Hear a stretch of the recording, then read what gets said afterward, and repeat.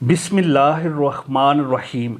हुजूर नबी करीम सल्लल्लाहु अलैहि वसल्लम ने क्यों आसाइश वाली ज़िंदगी को पसंद नहीं फरमाया?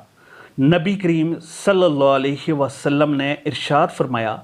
हज़रत अबू सईद खदरी रज़ी अल्लाह तआला अन्हु फरमाते हैं कि हुजूर सल्लल्लाहु अलैहि वसल्लम ने इरशाद फरमाया, मैं कैसे खुशहाल और मज़ेदार ज़िंदगी वाला हो सकता हूँ जबकि सूर फूंकने वाला सूर मुंह में ले चुका है और अपनी पेशानी झुकाए हुए है और कान लगाए इंतज़ार कर रहा है कि उसे कब सूर फूंकने का हुक्म दिया जाता है।